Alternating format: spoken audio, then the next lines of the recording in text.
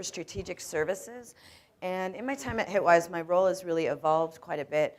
I started off with just talking about our data and how cool things, insights that you can find from our data. And what we've really found that along the way in working with clients is that questions have become more and more specific. It's not enough to just know what is the overall search terms that people are looking for, overall traffic, demographics, things like that. They really want to fine-tune their segments to understand more about their customer specifically. So what does my customer look like? What are they doing online? Where can I find more of them? And increasingly, which I think is a really great question from a lot of our clients, is, well, if they're not my customer, why aren't they my customer? So are they really different from my customers?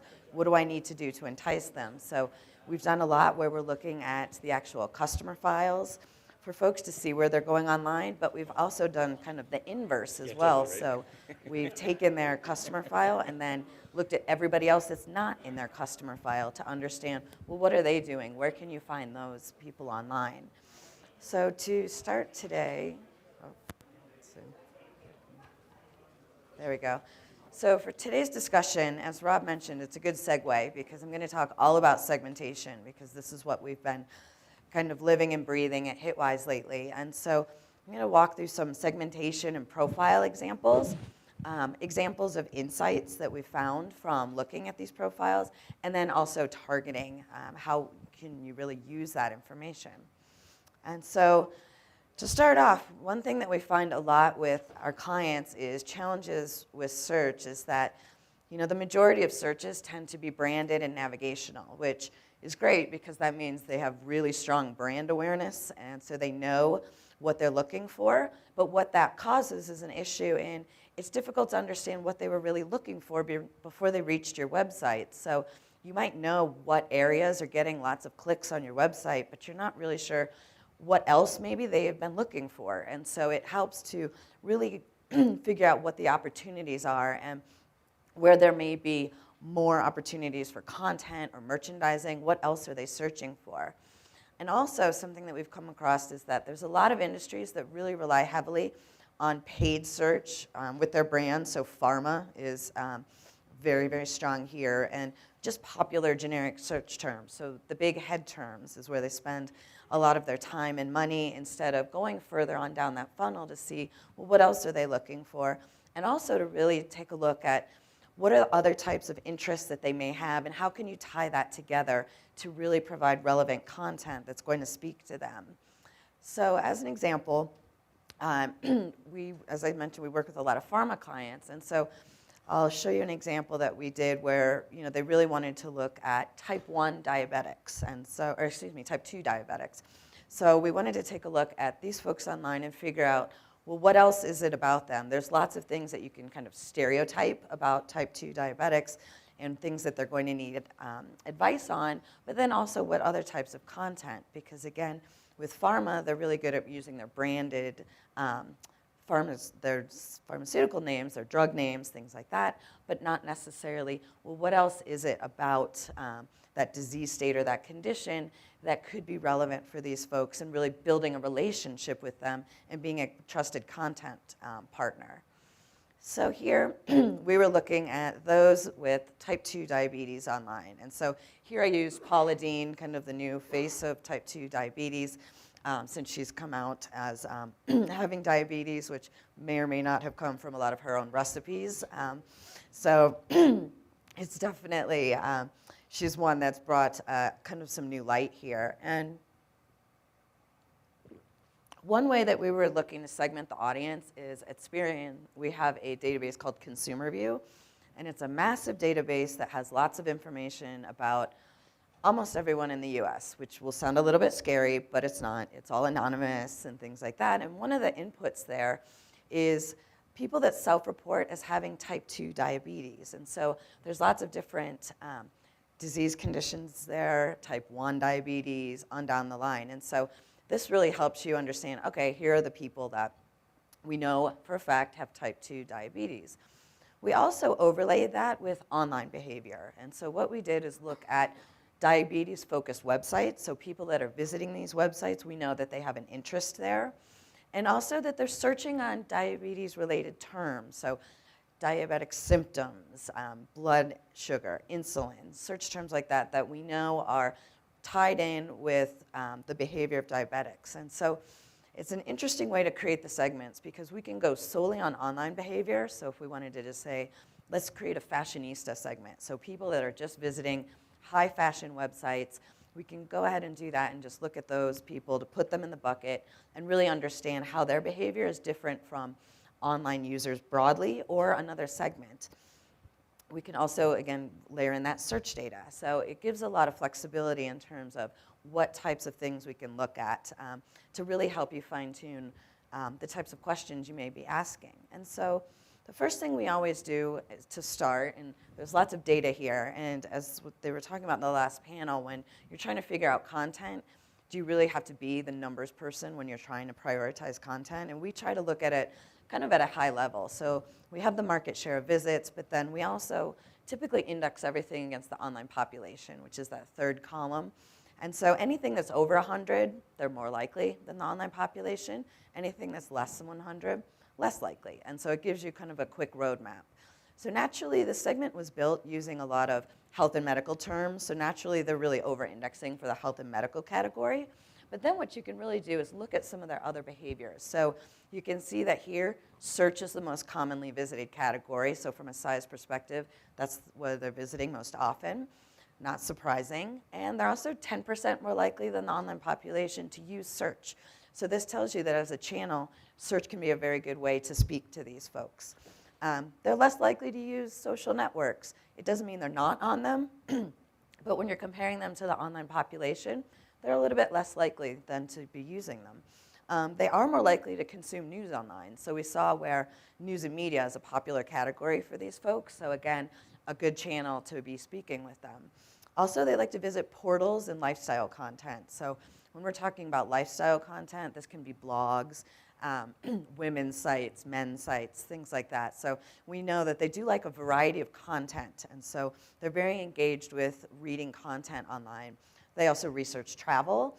And they're also really interested in recipe and food content. And this is something that we really kind of honed in on when looking at type 2 diabetics because they're really looking for a lot of advice in this area in terms of making recipes, number one, that taste good, that can also be a good part of their diet. And so we see lots and lots of search activity around that where they're trying to make things taste better. And also diet and fitness and things like that. So here we also just took a look at the health and medical categories that they're visiting. And so naturally, again, information. So sites like WebMD, they're going to be visiting there a lot. That was going into the segmentation as well. But we also found that they have a high interest in well-being, as an example, and they're likely to visit pharma websites, so probably interested in the types of drugs that are being marketed there.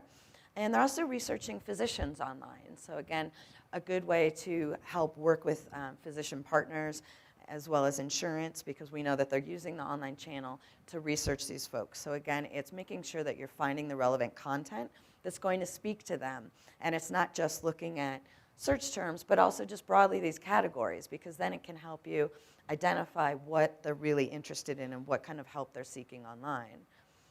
Now also what's interesting about these folks is when they're looking at well-being, for example, the types of keywords that are driving them there, there's lots of questions. So what, how? They want to know how they can help manage their diabetes. What are the right foods to eat? We also see lots of things around weight, calories, diet, fitness. And so, again, this can help start building out that idea about what type of content do they really need to find out about. And we also saw, when we're looking at the websites that they're visiting, that they're really interested in things like MyFitnessPal and Fitbit. So they're really interested in those types of trackers. And so again, it's something that you can help integrate in either through partnering with these, or there's sites like Livestrong that actually have a part of their website called MyPlateD that's really popular with a lot of diabetics because again, it's that calorie management and diet management platform. And so we know that they are really actively seeking help in terms of managing their diet and intake online. They're also really pro Weight Watchers, which goes right hand in hand with that. So again, being able to look at those trackers. And so for any types of companies that are really looking at this segment, and it's more than just pharma, selling drugs and things like that. There's shoes, bracelets, all kinds of other ancillary types of products. Weight Watchers can be a great partner for them, or also just integrating that content, so showing recipes that go along with the Weight Watchers points diet, for example. So we also took a look at what are some other content opportunities. So beyond just health, what else can we look at? And so something that we noticed, again, that they over-index for travel. And so we saw that when they're looking at travel, there's a lot of searches around all-inclusive vacations, cruises. They also wanted help on how to pack for a vacation. They really wanted to know how to pack for a beach vacation. What should they bring on vacation? So again, this is something that you can tie together with their trying to manage their type 2 diabetes. Also, something that we noticed, because they do have these all-inclusive and cruise types of searches going on, that and healthy living don't always necessarily go hand in hand. So it's trying to figure out how can you go on a cruise or go to all-inclusive and still manage your type 2 diabetes, because the all-night buffet is probably not going to be the best place to do that. There's also looking for apparel. So we found that there's a lot of shoe-specific types of searches, and so they're looking for lots of things around Merrell, sandals with orthotics built in, medical alert jewelry. So again, it's trying to make suggestions to these folks. Where can you find these types of products? We also saw that some of these folks are very high on fashion, for example. So they're going to be more interested in trying to find shoes that have more of a stylish edge than maybe some of the orthotics may traditionally have, or also with the bracelets or bags to carry their equipment with them. Also, diet and exercise is a big one. And so we saw some things that are very specific to diabetes. So diabetics diet, diabetes diet, raw food diet, cure diabetes. So again, those types of questions where they're trying to figure out, are there other opportunities there? Also, things like the Mediterranean diet, the belly fat diet. So they're really interested in all kinds of diets and trying to find something that can help them manage their weight. Also, there's a lot of searches around losing weight fast, calories fast. And so again, it could be that there's just some education needed on, losing weight fast may not be the best option for you, but here's some healthy alternatives. And also recipes. We see lots and lots of recipe searches, and it's always an interesting issue, because for pharma or someone like that, you may not want to become a recipe site, because there's lots of people that are already doing that. You've got All Recipes, Food Network, a whole variety of areas that are offering these. But can you do it with kind of a spin? And so there's things that they're specifically looking for around diabetes, so easy diabetic chicken recipes, but also just low carb and things like that. And so we're seeing where there's definitely a lot of interest there in trying to find the right recipes that can, again, help them manage their type 2 diabetes. Also yoga, Pilates. We see lots and lots of different fitness opportunities here because they're definitely interested in a whole mix of a lifestyle, and also really, kind of living like everyone else. They want to manage this, but not have it be something that's necessarily makes them stand out. They want to be able to go along with these and manage their diabetes without having it overtake their lives. Now, here's what we pulled together as an example in terms of integrating some of those ideas to develop content, because there's lots of disparate ideas around diet, around travel, things like that. And so then how do you really pull that together for content? And so one example is that we were looking at how do you integrate that idea about traveling, and particularly these cruises and destinations that maybe could help promote healthy living with diabetes. And so early on, that planning a vacation, so offering content to help there. Or also packing checklists. We see that they love checklists and trackers. So being able to find out, okay, well, what are the appropriate shoes and sandals maybe that I should take on vacation? Medical ID bracelets. Best ways to carry medicine and different devices for travel. So is there any types of tips for going through the airport, for example, because maybe taking the insulin pump through the metal detectors may not be optimal for some. Also healthy snack suggestions.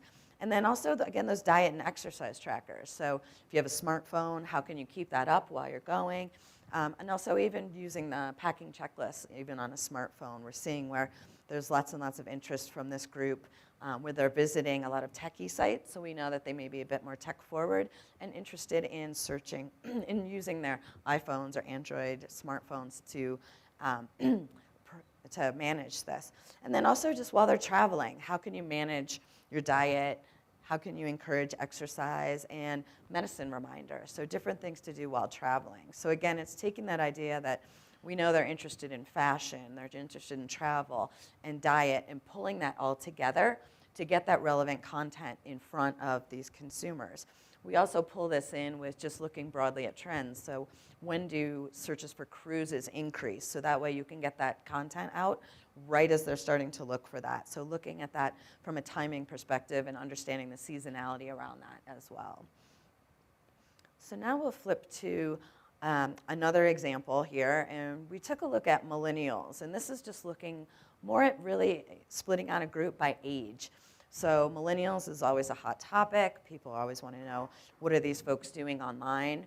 And so because we were using this from a demographic perspective, I pulled in some data from one of our sister companies, Simmons, and increasingly we're working more and more with them to provide consumer insights because they run the National Consumer Survey, for anyone that may not be familiar, and they get lots and lots of offline data as well as attitudinal statements. And so it helps us get some more of that touchy-feely type of stuff.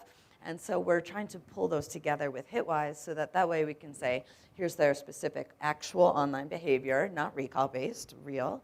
And then also, what are they saying that they like? What brands do they interact with? How do they feel about technology? So we're bringing those two things together so that we can really provide a broader view of the consumer.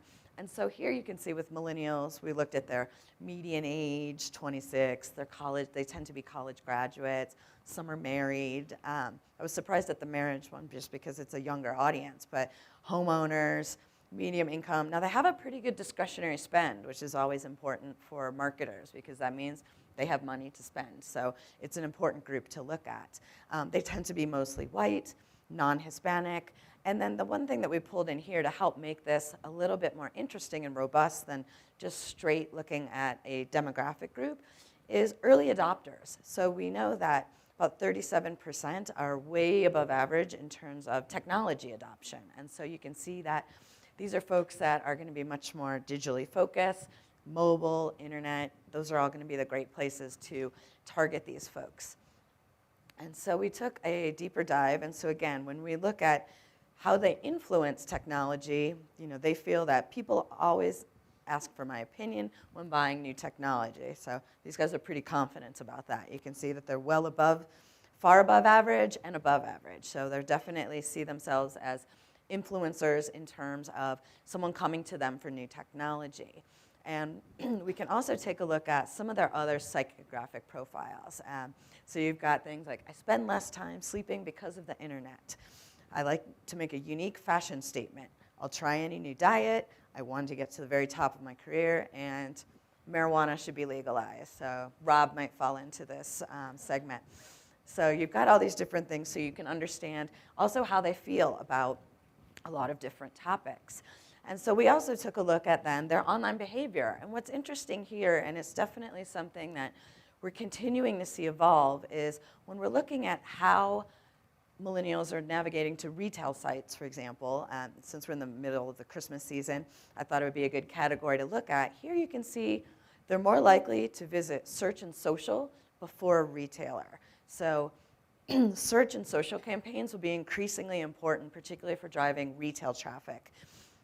They also, fashion content is a big one. Interestingly, portal front pages was a little bit more, but they're definitely more likely to visit things like fashion content before a retail website. And a lot of that is from the proliferation of websites like Polyvore, Lookbook, where you can pull together different ideas to share with people, with your friends, and get other ideas. So online lookbooks have become increasingly more and more popular with this kind of millennial crowd. And so it's something that for a retailer, particularly if you're in the apparel category or some type of softer category home, to really understand what types of things they're looking for. They're putting together how they like things stylized, what types of trends they really like. And so these lookbooks can really help drive some good decisions in terms of just for broadly, how trendy is that audience.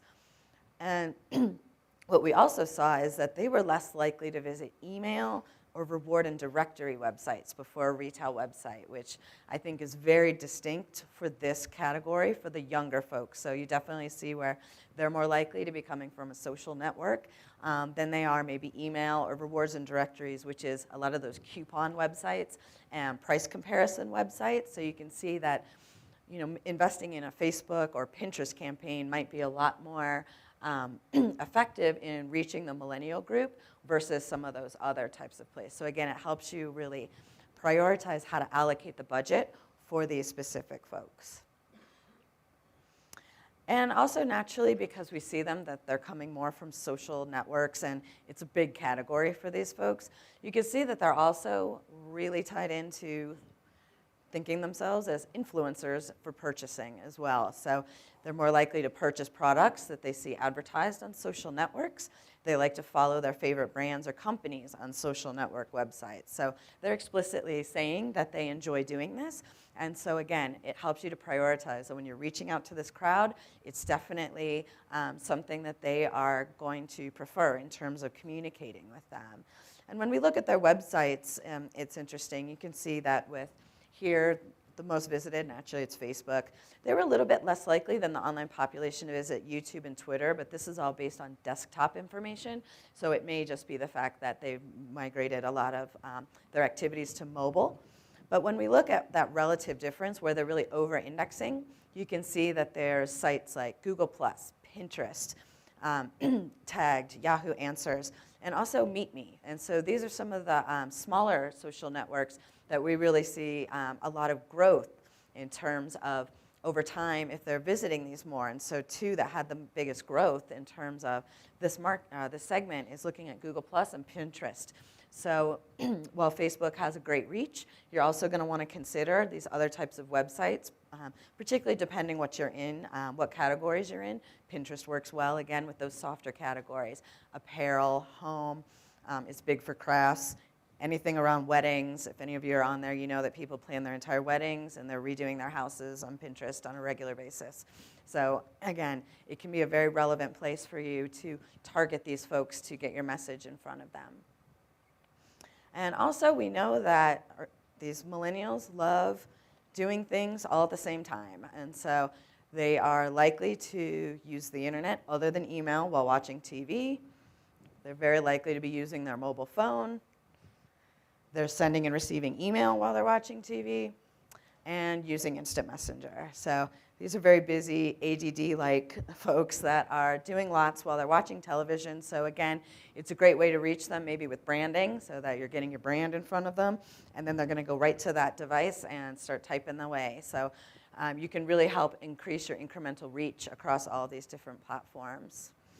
And then also mobile activities. We see that they are very likely to be chatting, but they're also reading media. So again, developing that content for a mobile platform is going to be key with early adopter millennials, because this is something that they're doing quite a bit.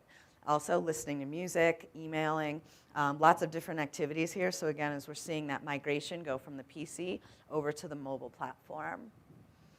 And then also just some quick examples to wrap up that I thought were fun around entertainment.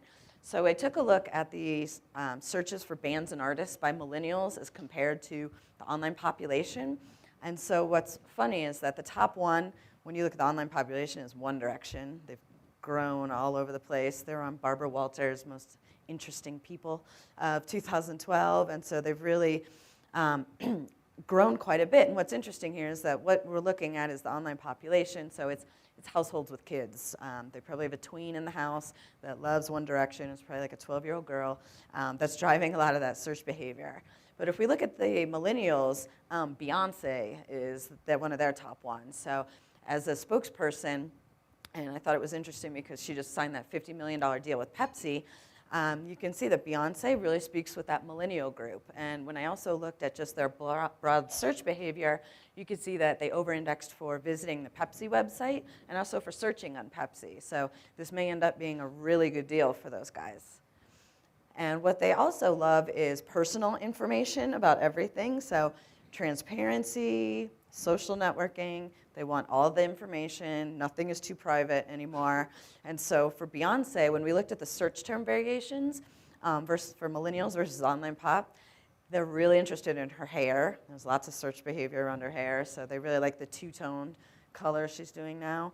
Her Tumblr is 4 times more popular among millennials than the online population. So Tumblr is, again, it's something that we've all been talking about quite a bit, but it's a good platform to be reaching younger folks. They're also really interested in her and Jay-Z supporting Obama as well.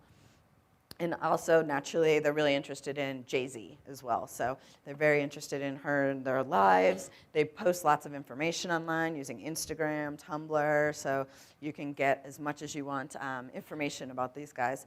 And also pregnancy rumors, which I thought was really funny because they actually under-indexed about Beyonce baby. So they're over Blue Ivy now, but they do want to know if maybe she's having another baby. So they're fickle at times in terms of what types of things they like. So just to wrap up, some key takeaways. So again, taking a look at that profile, identifying the audience that you want to reach. And you can do this in a variety of ways. Your own customer file, demographics, just online behavior, or even self-reported behavior, or any combination of all of those so that you can really find that targeted segment that you're looking to reach. Also then, figure out what they're really interested in. You can look at the websites they visit, the categories of websites they visit, as well as specific search behaviors to understand what types of content and merchandising opportunities are out there. I don't think you have to be necessarily a data scientist to figure out, just do some sorting to find some high-level things to pull out. I've seen my clients do this repeatedly where we may give them 1 million Excel sheets and then they just go through and pick off a couple of words very easily. So it doesn't always have to be in grand mathematical detail. And then also targeting. So develop content partnerships that appeal to that audience to capture additional search traffic. So Weight Watchers is a great example with type 2 diabetics. It's a really good way to partner and reach those folks, millennials. It may be doing things like the Beyonce and Pepsi deal, or also looking at sites like Polyvore, so the different types of lookbooks that are out there. So figuring out where you can really reach out to these folks and what they're looking for is really going to help you drive relevance, more views. So with that, thanks. Great, thank you.